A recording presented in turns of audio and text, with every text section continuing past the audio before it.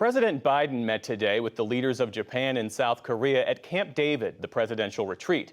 Japan and South Korea have long had antagonistic relations, but today's meeting is a new starting point for the two countries. They released the Camp David Principles, in which they promised to consult with one another if either felt their security was threatened. They also committed to improving military coordination by sharing real-time information about North Korean ballistic missile launches. Along with the U.S., they'll expand trilateral military exercises and establish a three-way hotline for crisis communication. President Biden said today's agreements would have long-lasting effects. This is a historic meeting, but we've laid in place a long-term structure for a relationship that will last and have a phenomenal impact, not just in Asia, but around the world. This is a big deal. This is a big deal. A big deal, he says. Well, just how significant are the new agreements? Mike Mochizuki is a professor at the Elliott School of International Affairs at the George Washington University.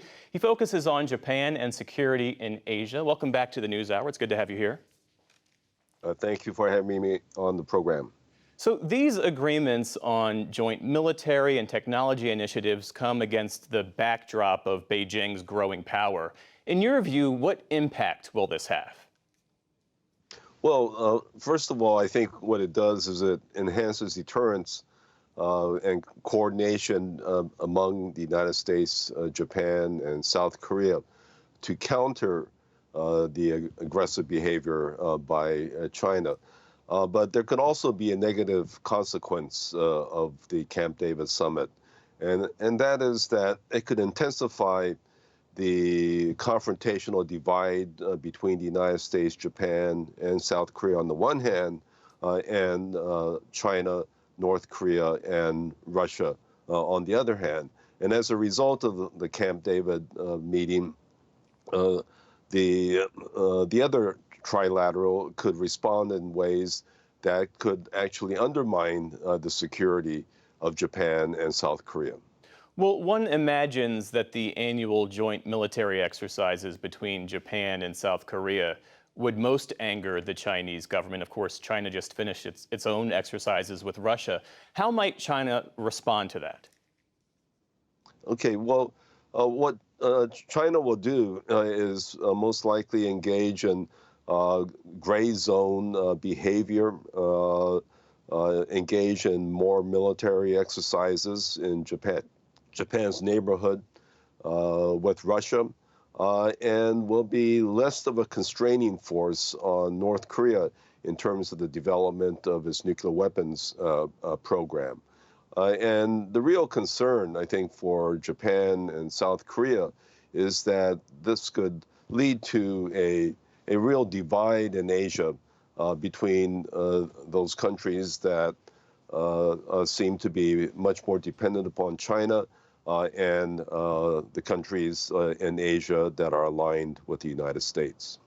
What might this mean for Taiwan? Because the three countries have an interest in the Taiwan Strait and the East China Sea.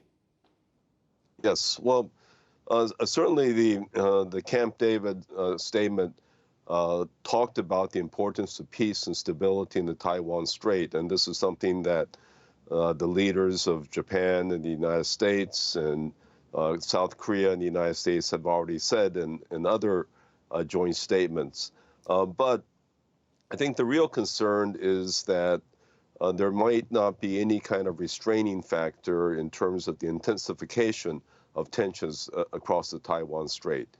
And I sense that in both Japan and South Korea, there's a feeling that the United States may be overreacting to some of the provocations by China, and in so doing might be exacerbating the tensions and ultimately increasing the danger of military conflict over the Taiwan Strait. So both Seoul and Tokyo would be very much interested in having the United States engage in a serious dialogue with China in order to stabilize relations with China and try to diffuse tensions across the Taiwan Strait.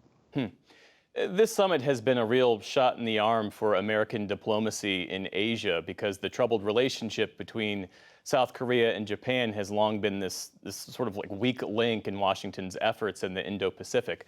Why was the moment right now to bring this together, and how was the Biden administration able to do it?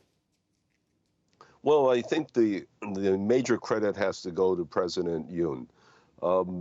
Japan and South Korea had been locked in tensions regarding the wartime forced labor issue.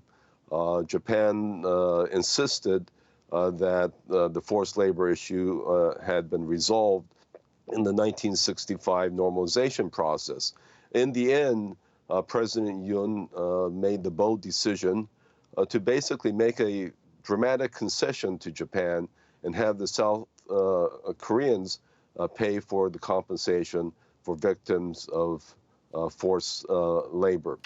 Now, unfortunately, this has not been a popular decision in South Korea. 60% of the South Korean public oppose the decision by President Yoon.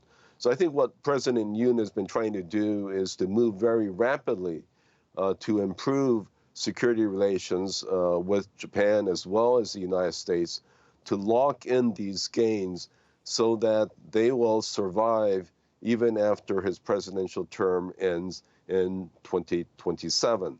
And President Biden has seized this opportunity, this historic opportunity, to move the ball forward by inviting both Prime Minister Kishida and President Yoon to Camp David. Mike Mochizuki, thank you for your insights this evening. We appreciate it. Thank you.